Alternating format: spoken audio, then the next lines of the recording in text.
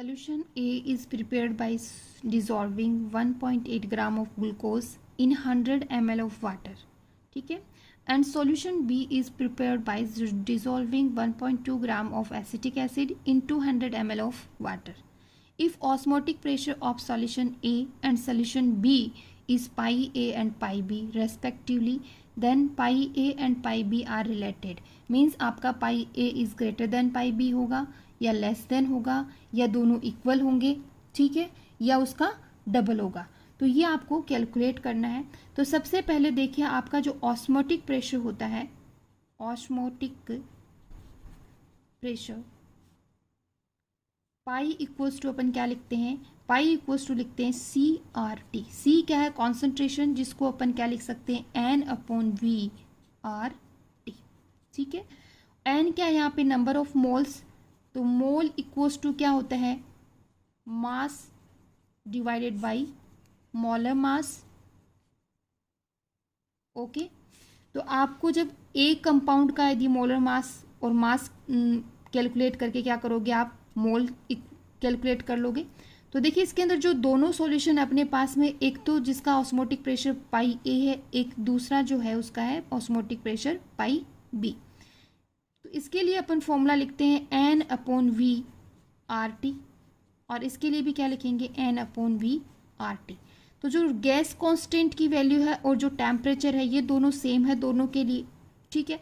अब अपने को कैलकुलेट क्या करना है, सिर्फ मोल अपॉन वॉल्यूम. ठीक है. तो आप देखिए सबसे पहले अपन मोल पाई ए जो सॉल्यूशन है उसके लिए सबसे पहले क्या करोगे आप, मोल अपॉन वॉल्यूम कैलकुलेट कर लोगे. और मोल अपॉन वॉल्यूम कैलकुलेट करने के लिए आपको क्या करना है कि मोल कैलकुलेट करने, और मोल के लिए आपको क्या चाहिए, मास अपॉन मोलर मास. ठीक है. तो जो एक कंपाउंड है, जो ग्लूकोज है अपना, ग्लूकोज C6H12O6 उसका फॉर्मूला होता है. तो इसका जो आपको मास दे रखा है वो कितना है 1.80 ग्राम.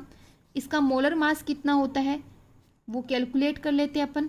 ठीक है. 12 × 6 हो गया कार्बन का, प्लस 12 × 1 हाइड्रोजन का हो गया, प्लस 16 × 6 किसका हो गया, ऑक्सीजन का. जब आप इसको टोटल करोगे तो आएगा 180. ठीक है. तो आप जब इसका मोल कैलकुलेट करोगे तो 1.80 जो ग्राम है, मास को अपन किससे डिवाइड कर देंगे, मोलर मास से, और मोलर मास कितना है अपना 180. ओके. तो इसका जो पाई ए है वो मोल अपॉन वॉल्यूम, मोल अपन ने कैलकुलेट कर लिया 1.80 डिवाइडेड बाय 180. ओके. और आपको क्या वॉल्यूम दिया हुआ है, वॉल्यूम कितना दिया हुआ है 100 ml दिया, तो इसको लीटर के अंदर आप चेंज कर लोगे, क्योंकि आपको लीटर के अंदर इसको अंदर वॉल्यूम लिखना है. तो लीटर के अंदर चेंज करोगे तो क्या होगा, 10⁻³ से आप इसको मल्टीप्लाई कर दोगे. ओके.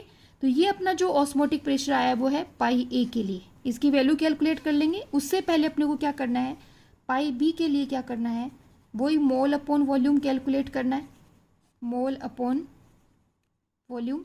इसके लिए सबसे पहले अपन मोल कैलकुलेट करेंगे, mass divided by molar mass. Okay.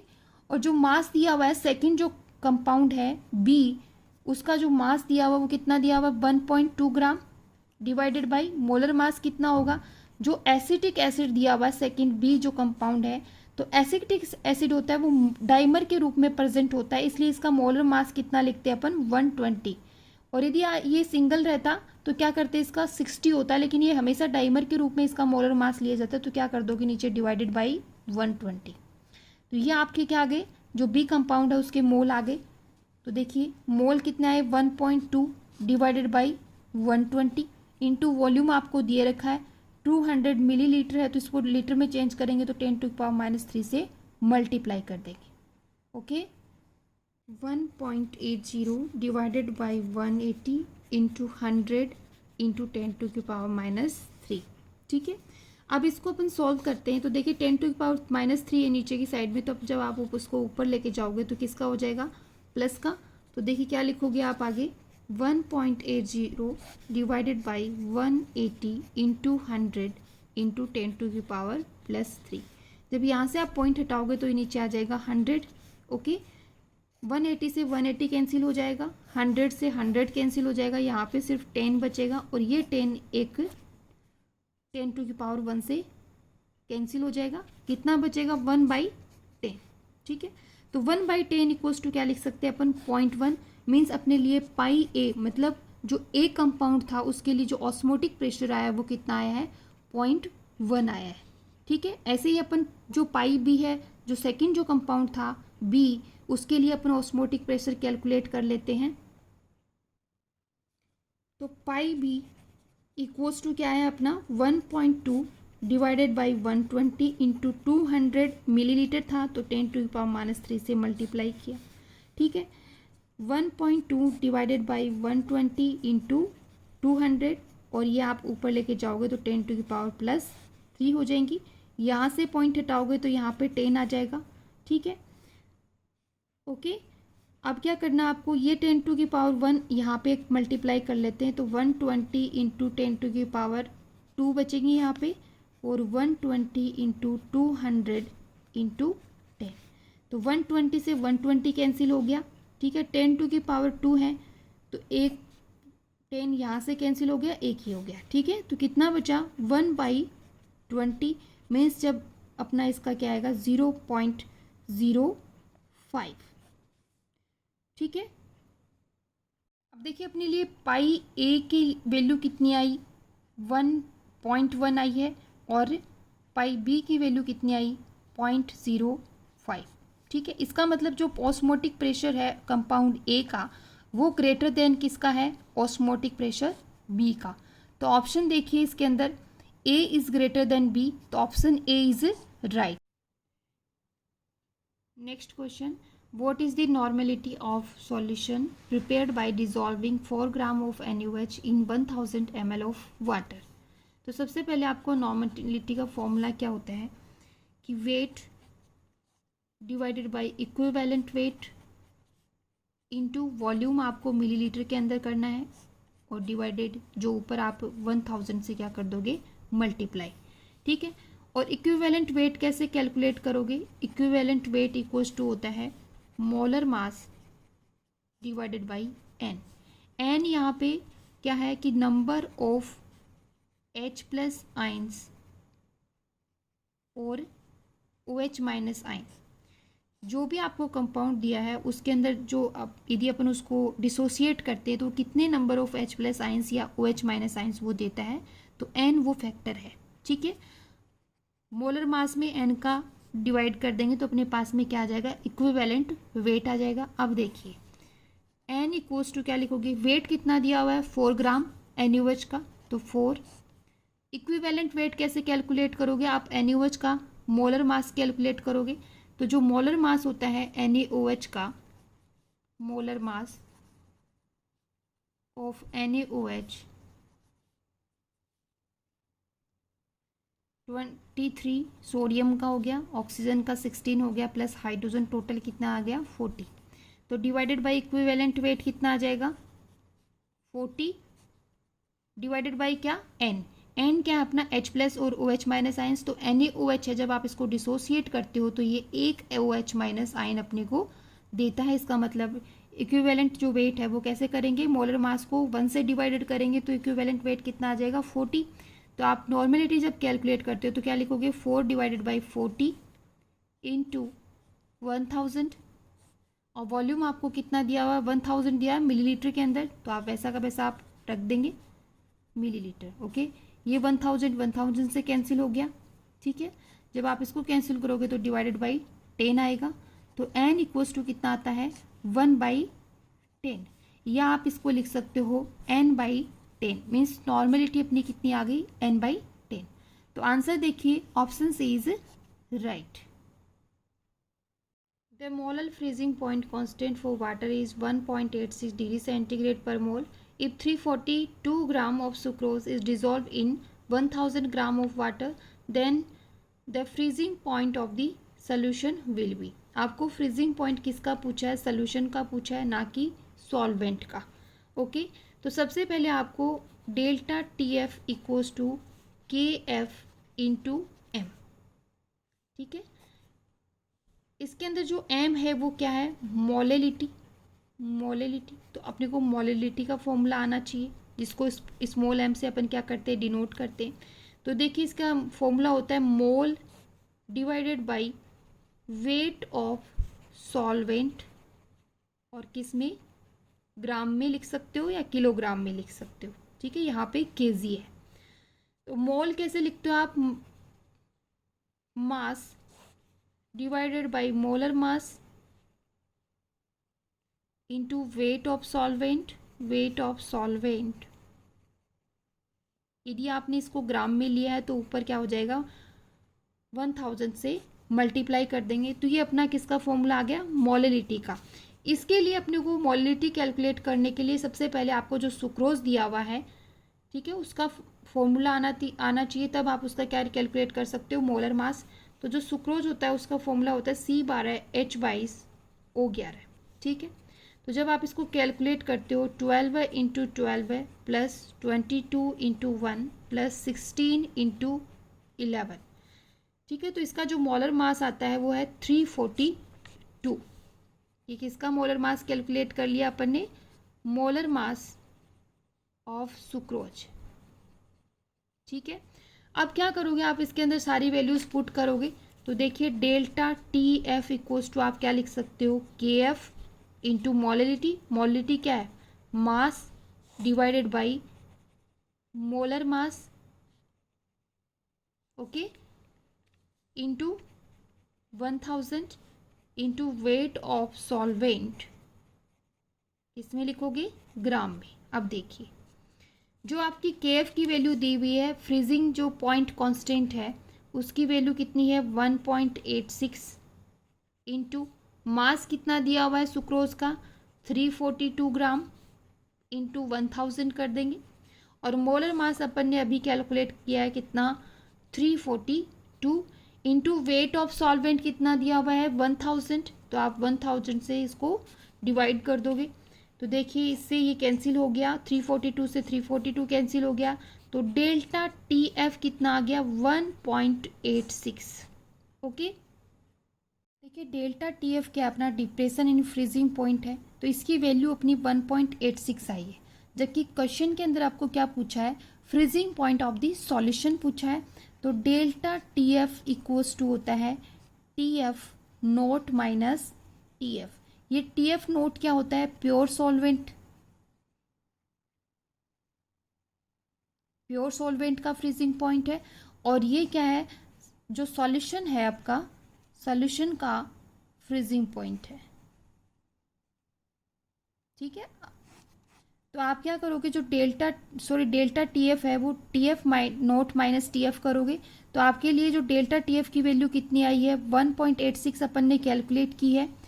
तो क्या लिखोगे 1.86 equals to T F naught, pure solvent आपका कौन सा है, वाटर है, और वाटर के लिए जो टी एफ की वैल्यू होती है वो 0.0। ठीक है, माइनस टी एफ आपको कैलकुलेट करना है, सॉल्यूशन का आपको फ्रीजिंग पॉइंट कैलकुलेट करना है, तो माइनस कर दिया। अब आप जो ये टी एफ है आप इधर लेके आओगे तो किसका हो जाएगा, प्लस का हो जाएगा। तो टी एफ इक्वल्स टू क्या लिखोगे 0.0 माइनस 1.86। ठीक है, तो ये जो टी एफ है वो किसका है, जो प्योर अपना सॉल्यूशन है उसका फ्रीजिंग पॉइंट है। तो क्या आ जाएगा -1.86 डिग्री। ठीक है, ये किसका फ्रीजिंग पॉइंट आया, सॉल्यूशन का। और जो सॉल्वेंट आपको दिया हुआ था वो वाटर दिया हुआ था, उसका जो फ्रीजिंग पॉइंट होता है वो 0। ठीक है, तो आंसर देखिए -1.86, option A is right. The limiting molar conductivity is lambda m naught for NaCl, KBr, KCl is 126, 152 और 150 siemens centimetre square per mole respectively. ठीक है, आपको जो लेमडा एम नोट है वो किसके लिए कैलकुलेट करना है, एम नोट NaBr के लिए कैलकुलेट करना है। कैलकुलेट करने के लिए आपको क्या चाहिए, Na+ और Br- जो दो आयंस है वो कंपाउंड चाहिए। ठीक है, तो देखिए अपने पास में NaCl दिया हुआ है, KBr दिया हुआ है और KCl दिया हुआ है। तो सबसे पहले तो क्या चाहिए, सोडियम इसके अंदर है, तो इसकी जो कंडक्टिविटी है उसको अपन क्या करेंगे, ऐड करेंगे। तो लेमडा एम नोट किसका, NaCl का, इसके बाद में चाहिए आपको बी आर, तो लेमडा एम नोट के बी आर को ऐड कर दोगे, ठीक है, और माइनस क्या कर दोगे इसमें, लेमडा एम नोट के सी एल, ठीक है। तो देखिए जब NaCl और KBr को जब रिएक्ट करेंगे तो इनमें से KCl माइनस होगा, तो देखिए अपन ने KCl माइनस कर दिया है। अब आप क्या करोगे, ऐड कर लोगे इनकी कंडक्टेंस को। सबसे पहले NaCl की कंडक्टेंस कितनी है, 126 प्लस उसके बाद में KBr की कितनी है, 152 और माइनस क्या कर दोगे, 150, ठीक है, आएगा 128 और इसकी यूनिट क्या दे रखी है आपको, siemens centimetre square mole inverse. Okay, तो अपना जो मोलर कंडक्टेंस है NaBr की वो कितनी आ जाएगी, 128 siemens centimetre square per mole. Option A is right. The standard electrode potential of 3 metal ABC are 0.5 volt, -3.0 volt and -1.2 volt respectively. The reducing power of these metals are, तो reducing power जो होती है metal की, reducing power वो होती है inversely proportional to reduction potential, ठीक है। मीन्स जिसका रिडक्शन पोटेंशियल ज़्यादा होगा उसकी रिड्यूसिंग पावर क्या होगी, कम होगी। अब देखिए आपको 3 मेटल के रिडक्शन पोटेंशियल दिए हुए हैं। फर्स्ट का दिया हुआ 0.5 वोल्ट, सेकंड का है -3.0 वोल्ट और थर्ड जो मेटल है C उसका जो रिडक्शन पोटेंशियल दिया हुआ है वह 1.2 वोल्ट, ठीक है। तो इनमें जिसका रिडक्शन पोटेंशियल कम होगा उसकी रिड्यूसिंग पावर मैक्सिमम।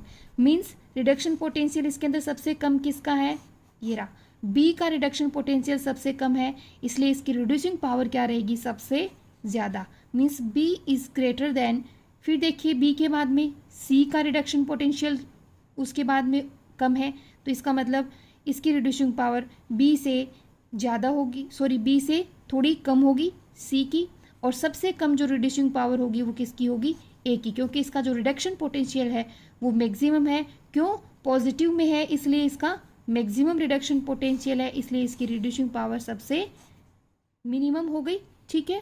तो ये जो अपन ने ऑर्डर निकाला है वो किसका निकाला है, रिड्यूसिंग पावर का। तो अपना आंसर क्या हो गया, option A is right. Okay, the enthalpy of combustion of carbon and carbon monoxides are -393.5 and -283.0 kilojoule per mole respectively. The enthalpy of formation of carbon monoxide per mole आपको calculate करनी है। Okay, तो सबसे पहले जो combustion enthalpy है वो होती क्या है कि जब आप किसी कोई भी एक कंपाउंड आपको दिया हुआ है, उस कंपाउंड का 1 मोल यदि आप ऑक्सीजन के प्रेजेंस में उसको बर्न करते हो तो जो आपको एनर्जी मिलती है वो क्या कहलाएगी, कंबशन एंथैल्पी, ठीक है।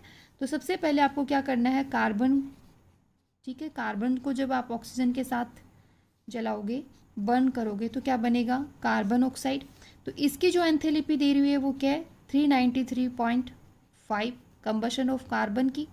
नेक्स्ट है combustion of carbon monoxide CO, ठीक है, हाफ ऑक्सीजन लेंगे, बैलेंस इक्वेशन लिखना है अपने को, इससे भी क्या बनेगी, CO2 बनेगी, और इसकी जो एंथैल्पी दी हुई है वो है 283 किलोजूल पर मोल। ये भी किस में है, किलोजूल पर मोल में है। तो आपको बैलेंस इक्वेशन लिखनी है, ठीक है। उसके बाद देखिए अभी आपको कैसे कैलकुलेट करना है कि आपको 1 मोल कार्बन मोनोऑक्साइड के लिए क्या करनी है, एंथैल्पी ऑफ फॉर्मेशन कैलकुलेट करनी है। और एंथैल्पी ऑफ फॉर्मेशन कैलकुलेट करने के लिए अपने को पता होना चाहिए कि एंथैल्पी ऑफ फॉर्मेशन होती क्या है, कि जो भी कंपाउंड अपन बना रहे हैं वो अपने एलिमेंट जो स्टेट होती है उनकी, उनसे वो बनना चाहिए, और वो कितना बनना चाहिए, सिर्फ 1 मोल बनना चाहिए। मीन्स आपको कार्बन मोनोऑक्साइड कितनी चाहिए, ओनली 1 मोल चाहिए। उसके लिए देखो ये इक्वेशन 1 है और ये इक्वेशन अपनी 2 है, ठीक है। जब इक्वेशन 1 में से इक्वेशन 2 को सब्सट्रैक्ट करेंगे तो अपने पास में क्या आएगा, कार्बन मोनोऑक्साइड बनेगा। तो देखिए C+O2 से CO2 बन रहा है, जिसको सब्सट्रैक्ट कर रहे हैं उसको अपन क्या लिख लेंगे, उल्टा लिख लेंगे इक्वेशन को। तो CO2 से क्या हो रहा है, C प्लस हाफ O2, ये CO2 है, ठीक है। ये CO2 से CO2 कैंसिल हो गई, हाफ O2 से यहाँ की हाफ O2 कैंसिल हो जाएगी, कितनी बचेगी यहाँ पे, तो देखिए C प्लस हाफ O2 से क्या बनेगा, कार्बन मोनोऑक्साइड CO, ठीक है। अब अपन ने किया क्या है कि 1 में से सेकंड को सब्सट्रैक्ट किया है, तो एंथैल्पी के अंदर भी आपको यही करना है कि जो -393.5 में से क्या सब्सट्रैक्ट करोगे, -283 किलो जूल पर मोल, ठीक है। ये माइनस की है तो माइनस माइनस क्या हो जाएगा, प्लस हो जाएगा।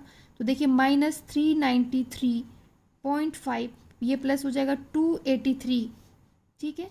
जब आप इसको सॉल्व करोगे तो क्या आएगा 110, ये किसका, माइनस का, 0.5 किलो जूल पर मोल, ठीक है। पर मोल कैलकुलेट किए मीन्स 1 मोल के लिए आपने कैलकुलेट किए, तो मोल